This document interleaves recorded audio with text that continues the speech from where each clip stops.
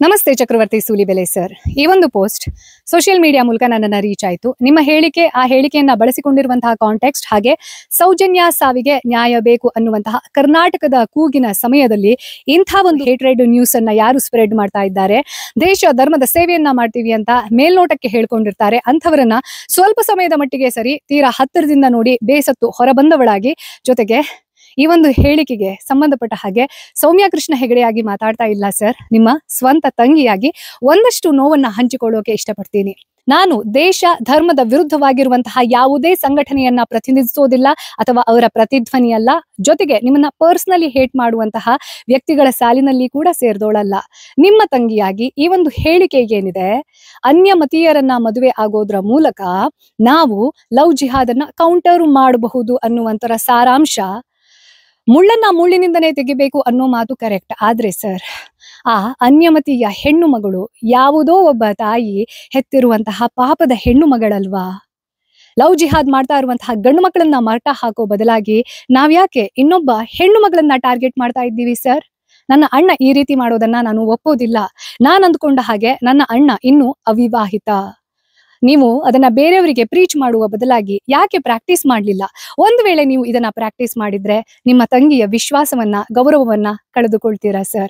ನನ್ನನ್ನು ಸೇರಿದ ಹಾಗೆ ಕರ್ನಾಟಕದಲ್ಲಿ ಯಾರೆಲ್ಲ ನಿಮ್ಮ ಭಾಷಣವನ್ನ ಒಂದು ಸಮಯದಲ್ಲಿ ಕೇಳಿ ಪ್ರೇರೇಪಣೆಯನ್ನ ಪಡೆದಿದ್ವಿ, ನಾನು ಒಂದು ಡಿಬೇಟ್ ಅಲ್ಲಿ ನಿಮ್ಮನ್ನ ಮಾತಾಡ್ಸಿದ್ದೆ ಕೂಡ. ನೀವು ತುಂಬಾ ಚೆನ್ನಾಗಿ ಮಾತಾಡ್ತೀರಾ ಕಣ್ರಿ, ಯಾವೂರ್ ಕಡೆ ನಿಮ್ದು ಅಂತ ಕೇಳಿದ್ದು ಕೂಡ ಇದೆ. ಆ ಒಂದು ಚಕ್ರವರ್ತಿ ಸೂಲಿಬೆಲೆಯಿಂದ ಇನ್ಸ್ಪೈರ್ ಆಗಿರುವಂತಹ ಬಹಳಷ್ಟು ತಂಗಿಯರು ಈ ಮಾತಿನಿಂದ ಮನನೊಂದಿದ್ದಾರೆ ಸರ್. ಇನ್ನು ನಮ್ಮ ಸನಾತನ ಸಂಸ್ಕೃತಿಯಲ್ಲಿ ಮದುವೆಗೆ ಅದರದ್ದೇ ಆಗಿರುವಂತಹ ಶ್ರೇಷ್ಠ ಗೌರವ ಇದೆ.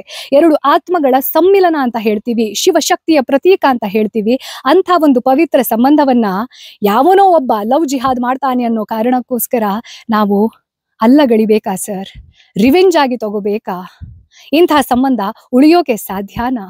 ಎಲ್ಲವೂ ಸರಿ ಇದ್ದು ಮದುವೆ ಆಗಿರೋರೇ ಡಿವೋರ್ಸ್ ಆಗ್ತಾ ಇರೋ ಈ ಸಮಯದಲ್ಲಿ ಇಂಥ ಸಂಬಂಧಗಳಿಗೆ ಇಂಬು ಕೊಡೋದು ಎಷ್ಟರ ಮಟ್ಟಿಗೆ ಸರಿ ಸರ್? ಸಾಮಾಜಿಕವಾಗಿ ಕೇಳ್ತಾ ಇದ್ದೀನಿ, ಧಾರ್ಮಿಕವಾಗಿ ಕೂಡ ಕೇಳ್ತಾ ಇದ್ದೀನಿ. ಕೇವಲ ಯತ್ರ ನಾರ್ಯಸ್ತು ಪೂಜ್ಯಂತೆ ರಮಂತೆ ತತ್ರ ದೇವತಾ ಅಂತ ಭಾಷಣ ಪಿಗಿಯೋರ ಮಧ್ಯದಲ್ಲಿ ಹೆಣ್ಣು ಮಕ್ಕಳನ್ನ ಕೇವಲ ದೇವತೆಯನ್ನಾಗಿ ಮಾತ್ರ ಅಲ್ಲ, ಒಬ್ಬ ಸಾಮಾನ್ಯ ಮನುಷ್ಯಳಾಗಿ, ಒಬ್ಬ ಹುಡುಗನಾಗಿ ನಾನು ಈ ಭೂಮಿಯ ಮೇಲೆ ಏನೆಲ್ಲ ಹಕ್ಕನ್ನ ಪಡ್ಕೊಂಡಿದ್ದೀನಿ, ಒಬ್ಬ ಹುಡುಗಿಯಾಗಿ ಅವಳಿಗೂ ಕೂಡ ಅದೇ ಹಕ್ಕಿದೆ. ಆ ಹಕ್ಕನ್ನ ಕಸಿದುಕೊಂಡ್ರೆ ಸೌಜನ್ಯಾಳಿಗೆ ಏನಾಯ್ತಲ್ಲ, ಹಾಗೆ ಒಂದು ದಿನದಲ್ಲಿ ಅದೆಷ್ಟು ಹೆಣ್ಣು ಮಕ್ಕಳ ಮೇಲೆ ಅತ್ಯಾಚಾರ ಆಗತ್ತೆ. ಅದನ್ನ ಮಾಡ್ತಾ ಇರುವಂತಹ ಗಂಡು ಮಕ್ಕಳಿಗೆ ಮಟ್ಟ ಹಾಕೋದನ್ನ ನೀವು ಹೇಳ್ಕೊಡೋದೆ, ಅಂತ ಹೆಣ್ಮಕ್ಳನ್ನ ಮದುವೆ ಹಾಕೊಂಡ್ ಬನ್ನಿ ಬೇರೆ ಮತದಿಂದ ಅಂತ ಹೇಳೋದು, ಇದು ಹೆಣ್ಣಿನ ವಿರುದ್ಧವಾಗಿರುವಂತಹ ಶೋಷಣೆಗೆ ಕುಮ್ಮಕ್ಕನ್ನ ಕೊಟ್ಟ ಹಾಗೆ ಅಲ್ವೇ? ನನ್ನಣ್ಣ ಹಾಗೆ ಮಾಡೋದು ನನಗೆ ತುಂಬಾ ನೋವಾಗತ್ತೆ ಸರ್. ಸೌಜನ್ಯ ಹಾಗೂ ಸೌಜನ್ಯಾಳಂತಹ ನೂರಾರು ನೊಂದ ಜೀವಗಳಿಗೆ ನ್ಯಾಯ ಬೇಕು. ಆದ್ರೆ ಆ ನೂರಾರು ಜೀವಗಳಿಗೆ ಈ ಒಂದು ಕೇಸ್ ಪ್ರೇರಣೆ ಏನಾಗುತ್ತೆ, ಇದಕ್ಕೆ ಯಾಕೆ ಅಷ್ಟು ಪೊಟೆನ್ಶಿಯಲ್ ಇದೆ ಅಂತಂದ್ರೆ, ನಿರ್ಭಯಾ ಕೇಸ್ ಮಾರ್ಚ್ 21, 2013 ಒಂದು ಕೇಸ್ನಲ್ಲಿ ಅಮೆಂಡ್ಮೆಂಟ್ ಅನ್ನ ಮಾಡ್ತು. ಆಂಟಿ ರೇಪ್ ಕೇಸ್, ಒಂದು ಕೇಸ್ಗೆ ಅದೆಷ್ಟೋ ಕೇಸ್ಗಳ ದಿಕ್ಕನ್ನ ಪರಿವರ್ತನೆ ಮಾಡುವಂತಹ ತಾಕತ್ತಿರುತ್ತೆ. ಅಂಥ ಕೇಸ್ ಸೌಜನ್ಯ ಕೇಸ್. ಹಾಗಾಗಿ ಯಾರೆಲ್ಲ ಹೇಳ್ತಾರೆ ಅದೆಷ್ಟೋ ಕೇಸ್ಗಳಿವೆ, ಅದನ್ನ ಬಿಟ್ಟು ಇದನ್ನೇ ಯಾಕೆ ಟಾರ್ಗೆಟ್ ಮಾಡ್ತಿದ್ದಾರೆ? ಯಾಕೆ ಅಂತಂದ್ರೆ ಈ ಕೇಸ್ ಸಾಮಾನ್ಯ ಕೇಸ್ಗಳ ಹಾಗೆ ಅಲ್ಲ. ಅದು ಹೇಗೆ ಗೊತ್ತಾಗುತ್ತೆ ಅಂತಂದ್ರೆ, ಆ ವಿಡಿಯೋವನ್ನ ನಂಬಬೇಡಿ, ಒಪ್ಕೊಂಡ್ಬಿಡೋಣ, ನಿಮಗೆ ನಂಬಿಕೆ ಇಲ್ಲ ಅಂತಾನೆ ಅನ್ಕೊಂಡ್ರು ನಾನು ಶಿವನನ್ನ ನಂಬ್ತೀನಿ, ಆ ಶಿವನ ಅಣತಿ ಇಲ್ಲದೆ ನಿಮಿತ್ತ ಆಗೋಕೆ ಏನೂ ಕೂಡ ಸಾಧ್ಯ ಇಲ್ಲ. ಈ ವಿಡಿಯೋ ಅದರ ನಿಮಿತ್ತ. ಆ ಸತ್ಯ ಶೋಧನೆಯ ದಾರಿ ಅನ್ನೋದು ಪ್ರತಿಯೊಬ್ಬರ ಜನರಿಗೆ ಕಾಣಿಸ್ತಾ ಇರುವಂತಹ ಸಂದರ್ಭದಲ್ಲಿ ನೀವ್ ಯಾಕೆ ಸರ್ ಆ ಧ್ವನಿಯನ್ನ ಒಂದು ಮಾರ್ಧನಿ ಮಾಡಬಾರ್ದು? ನೀವು ಬಹಳಷ್ಟು ಸಂದರ್ಭದಲ್ಲಿ ಯಾವುದೇ ಪಾರ್ಟಿ ಅಂತ ನೋಡದ್ದೆ, ಐಡಿಯಾಲಜಿ ಅಂತ ನೋಡದ್ದೆ ಮಾತಾಡಿದ್ದಿದೆ, ನಾನು ಕೂಡ ಗಮನಿಸಿದ್ದೀನಿ. ನೀವ್ ಯಾಕೆ ಸರ್ ಒಬ್ಬ ಅಣ್ಣನಾಗಿ ಸೌಜನ್ಯ ಹಾಗೂ ಸೌಜನ್ಯಾಳು ಸೇರಿದ ಹಾಗೆ ಯಾರ್ಯಾರಿಗೆಲ್ಲ ಈ ಮೋಸ ಆಗಿದೆ, ಈ ಒಂದು ಕಾನೂನಿನ ಮೂಲಕ, ಕಾನೂನಿನಲ್ಲಿ ಬದಲಾವಣೆ ಆಗೋದ್ರ ಮೂಲಕ ಅದು ಸಾಧ್ಯ ಇದೆ ಅಂತಂದ್ರೆ ನೀವ್ ಯಾಕೆ ನಮ್ಮ ಅಣ್ಣನಾಗಿ ನಿಂತ್ಕೊಂಡು ಇದನ್ನ ಮುನ್ನಡೆಸಬಾರ್ದು ಸರ್? ಈ ನೋವಿನ ಜೊತೆಗೆ ಇನ್ನೊಂದು ನೋವಿದೆ.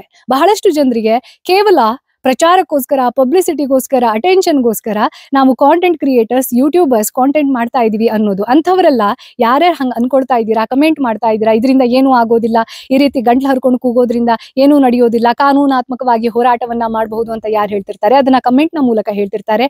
ಅವರೇನು ಪ್ರಯತ್ನವನ್ನ ಮಾಡ್ತಾ ಇರೋದಿಲ್ಲ, ನಿರಾಶಾವಾದವನ್ನ ತೋರಿಸ್ತಾ ಇರ್ತಾರೆ.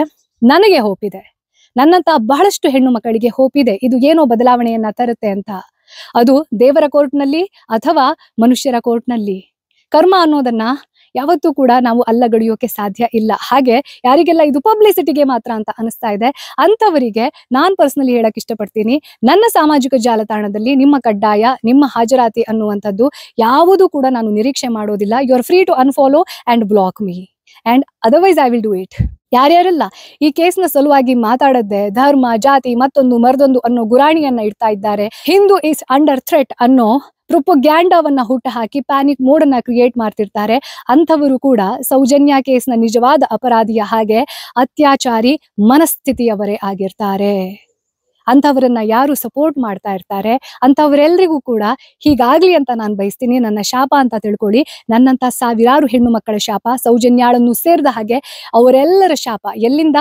ಔರಂಗಜೇಬ್ ಬಾಬರ್ನಿಂದ ವಾರ್ನಲ್ಲಿ ಯಾವ್ಯಾವ ಹೆಣ್ಣು ಮಕ್ಕಳ ಮೇಲೆ ಅತ್ಯಾಚಾರ ನಡೆದಿದೆ, ಸಂಬಂಧನೇ ಇಲ್ಲ ವಾರ್ಗೂ ಹೆಣ್ಣು ಮಕ್ಕಳಿಗೂ. ಆದ್ರೆ ಎಲ್ಲಾ ಸಮಯದಲ್ಲೂ ನೋವನ್ನ ಉಂಡಿದ್ದು, ಬಲಿಪಶು ಆಗಿದ್ದು, ಶೋಷಣೆಯನ್ನ ಎದುರಿಸಿದ್ದು ಹೆಣ್ಣು ಕುಲ. ಆ ಎಲ್ಲ ಹೆಣ್ಣು ಜೀವಗಳ ಶಾಪ ಅನ್ನೋದು ನಮ್ಮ ಹಿಸ್ಟ್ರಿಯನ್ನ ತೆಗೆದು ನೋಡಿ ಮಹಾನ್ ಧ್ವಂಸಕ್ಕೆ ಕಾರಣ ಆಗಿದೆ.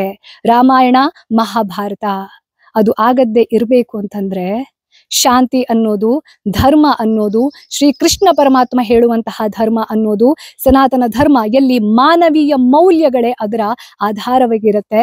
ಅದರ ವಿರುದ್ಧವಾಗಿರುವಂತಹ ಯಾವುದೇ ವ್ಯಕ್ತಿಯನ್ನ ನಾನು ಹಿಂದೂ ಅಂತ ಕರೆಯೋದಿಲ್ಲ, ಮನುಷ್ಯ ಅಂತ ಕರೆಯೋದೇ ಇಲ್ಲ. ಯಾರೆಲ್ಲ ಈ ಕೇಸನ್ನ ಸಪೋರ್ಟ್ ಮಾಡ್ತಾ ಇಲ್ಲ ಅವರನ್ನ ಅವರು ಎಕ್ಸ್ಪೋಸ್ ಮಾಡ್ಕೊಳ್ತಾ ಇದ್ದಾರೆ. ದಯವಿಟ್ಟು ಜನರೇ, ಮುಂದೆ ಯಾರೆಲ್ಲ ದೇಶ, ಧರ್ಮ ಹಾಗೂ ಇಂಥ ಸೋಗಿನಲ್ಲಿ ಇರ್ತಾರೆ, ಜೊತೆಗೆ ಇದರ ವಿರುದ್ಧವಾಗಿ ಇನ್ನೊಂದು ಪ್ರೊಪಗಾಂಡಾವನ್ನ ಹುಟ್ಟು ಹಾಕಿ ಅದರ ಮೂಲಕ ನಮ್ಮನ್ನ ಹಣಿಯುವಂತಹ, ಸನಾತನಿಗಳನ್ನ ಹಣಿಯುವಂತಹ ಪ್ರಯತ್ನ ಏನ್ ಮಾಡ್ತಾರೆ, ಇವರಿಬ್ಬರಿಂದನೂ ನಾವು ಹುಷಾರಾಗಿ ಇರಬೇಕು. ಯಾವುದೇ ಪಾರ್ಟಿ ಅಥವಾ ಯಾವುದೇ ಐಡಿಯಾಲಜಿ ಇದನ್ನ ಸಪೋರ್ಟ್ ಮಾಡ್ತಾ ಇಲ್ಲ ಅಂತಂದ್ರೆ ನಮಗೆ ಒಂದು ಅರ್ಥ ಆಗಬೇಕು. ಯಾವೊಬ್ಬ ರಾಜಕಾರಣಿ ಕೂಡ ಇದ್ರ ಬಗ್ಗೆ ಮಾತಾಡಿಲ್ಲ. ಶ್ರೀಯುತರೊಬ್ಬರ ಮದುವೆ ಕಾರ್ಯಕ್ರಮಕ್ಕೆ ಹೋಗಿ ಅಲ್ಲಿ ವಿಶ್ ಮಾಡುವಷ್ಟರ ಮಟ್ಟಿಗೆ ಬಿಡುವಿದೆ ಅಂತಂದ್ರೆ, ಇದ್ರ ಬಗ್ಗೆ ಮಾತಾಡ್ತಾ ಇಲ್ಲ ಅಂತಂದ್ರೆ ನಮ್ಗೆ ಯಾರ ಪರವಾಗಿ ವೋಟ್ ಹಾಕ್ತಾ ಇದ್ವಿ, ಯಾಕಾಗಿ ವೋಟ್ ಹಾಕ್ತಾ ಇದ್ವಿ? ನಮ್ಮ ನೋವು ಅವರ ನೋವಲ್ಲ ಅಂತಂದ್ರೆ ಅವರು ನಮ್ಮ ಪ್ರತಿನಿಧಿ ಆಗೋಕೆ ಹೇಗೆ ಸಾಧ್ಯ? ಹಾಗೆ ಇಂತಹ ಹೇಳಿಕೆಗಳನ್ನ ಕೊಡುವ ಬದಲಾಗಿ ಸೂಲಿಬೆಲೆ ಸರ್, ನಾನು ನಿಮ್ಗೆ ನೆನಪಿಸಕ್ ಇಷ್ಟಪಡ್ತೀನಿ. ನಿಮ್ಗೆ ಗೊತ್ತಿರುತ್ತೆ, ನಾನು ನಿಮ್ಮಷ್ಟು ದೊಡ್ಡವಳು ಅಲ್ಲ ಹೇಳಕ್ಕೆ. ಒಬ್ಬ ಉಗ್ರಗಾಮಿಯನ್ನ ಮಟ್ಟ ಹಾಕ್ಬೇಕು ಅಂತಂದ್ರೆ ಒಬ್ಬ ಸಶಕ್ತ ಸೈನಿಕನ ಮೂಲಕ ಮಾತ್ರ ಸಾಧ್ಯ. ಉಗ್ರಗಾಮಿ ಆಗೋದ್ರಿಂದ ಅಲ್ಲ. ಇವರಿಬ್ಬರ ಟ್ರೈನಿಂಗ್ ಸೇಮ್, ಆದ್ರೆ ಒಬ್ಬ ಸೈನಿಕನಿಗೆ ಸಿಗುವಂತಹ ಗೌರವ, ಒಬ್ಬ ಉಗ್ರಗಾಮಿಯ ಸಾವು, ಇದೆರಡನ್ನ ಕಂಪೇರ್ ಮಾಡಿ ನಾವು ಏನಾಗ್ಬೇಕು ಸರ್? ದೇಶ ಹಾಗೂ ಧರ್ಮದ ಸೇವೆ ಅನ್ನುವಂಥದ್ದು ಮನುಕುಲವನ್ನ ಉಳಿಸುವಂಥದ್ದಾಗ್ಬೇಕಲ್ವಾ ಸರ್?